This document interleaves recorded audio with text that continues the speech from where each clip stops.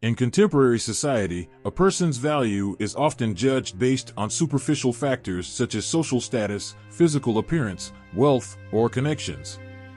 This phenomenon has been studied from various perspectives, including philosophy, psychology, and sociology. In this analysis, we will explore how personal interests and appearances can overshadow an individual's true worth, the effects this generates in society, and how we can counteract this trend. There is a phrase as controversial as it is iconic that says, "How people see you is how they treat you. If they see you poorly, they mistreat you," popularized by an Argentine media personality. Although this individual does not earn my sympathy for being reactionary and conservative, she has left a mark on several generations with a catchphrase that, despite its simplicity, holds several truths.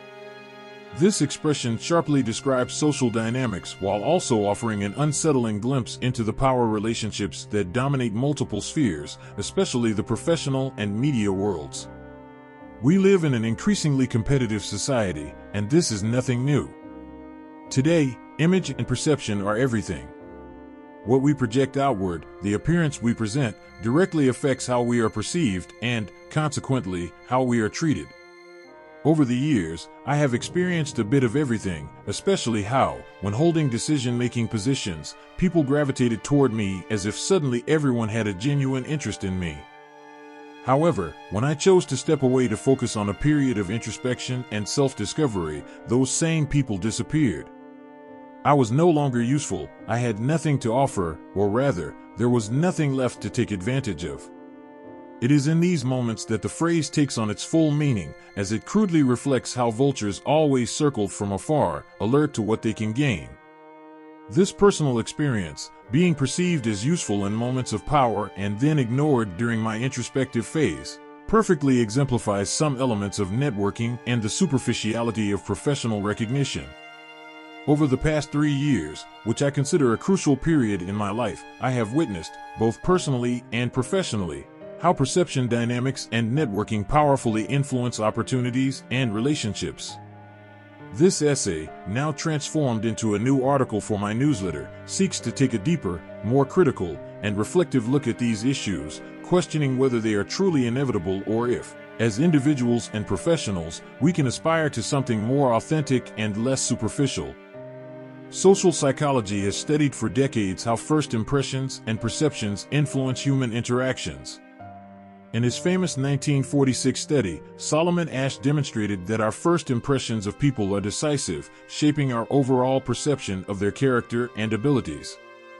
This phenomenon, known as the halo effect, suggests that when we see someone projecting a positive image, we tend to attribute other positive qualities to them, such as intelligence or kindness, even without clear evidence that these qualities exist. In the professional sphere, these dynamics are even more pronounced. Appearances, whether in terms of personal presentation, communication style, or the level of confidence one projects, can strongly influence critical decisions such as hiring, promotions, or even the evaluation of ideas and projects. This is where Murtha's phrase starts to make even more sense in this text. Those who project a strong and confident image are rewarded with opportunities and recognition, while those who, despite being competent, fail to project a solid enough image are left behind. How people see you is how they treat you.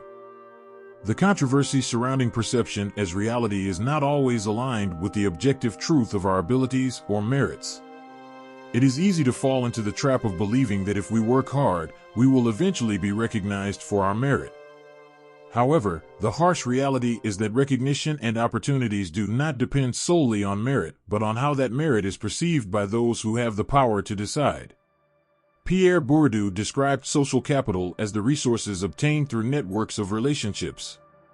In practice, this means that those with a strong and active network tend to access more opportunities. Obvious, right? It is not just about being well-connected, but about how we cultivate those connections. Truly valuable relationships are neither bought nor forged at networking events designed to impress. They are built through authenticity, trust, and time spent sharing real experiences. Decisions based more on who knows whom rather than who is the most qualified for a specific task are not only morally questionable but can also be harmful to organizations in the long run.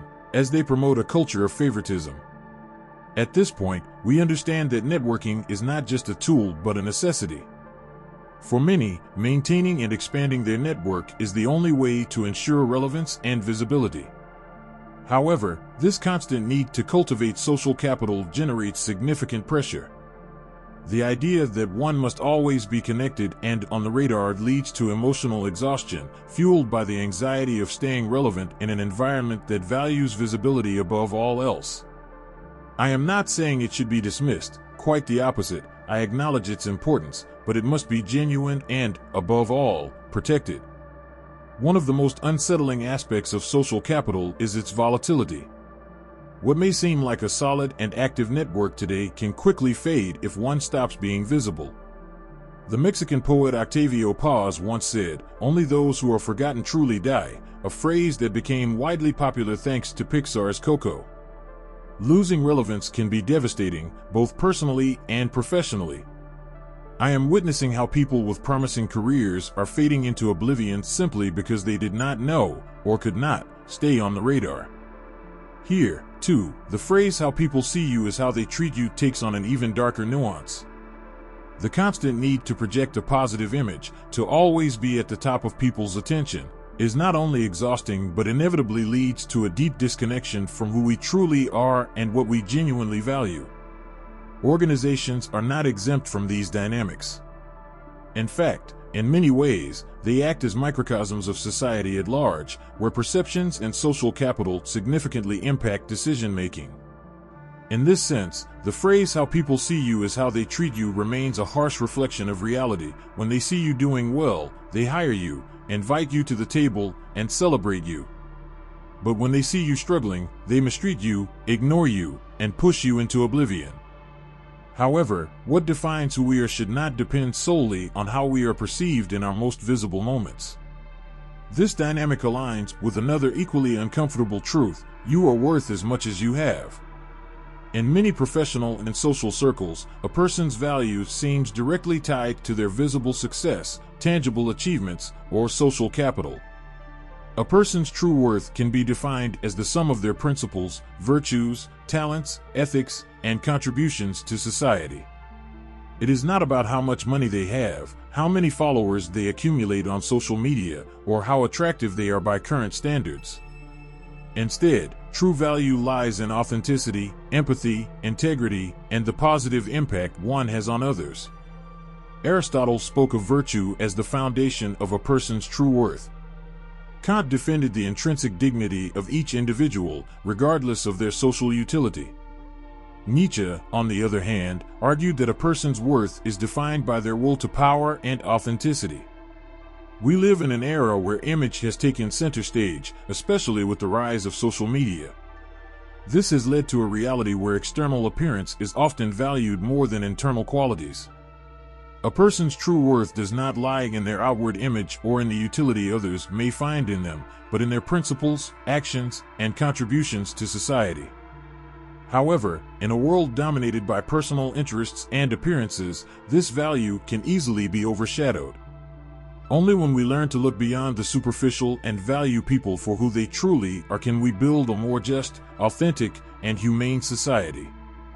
In this world, what you possess, whether power, wealth, or influence, largely determines how you are perceived and treated. But in the end, beyond how others see and treat us, what truly matters is how we see ourselves and how we treat others. If you enjoyed our content, please subscribe and give this video a like. Remember, it's free, and by doing so, you help us continue creating high-quality content for you. See you soon.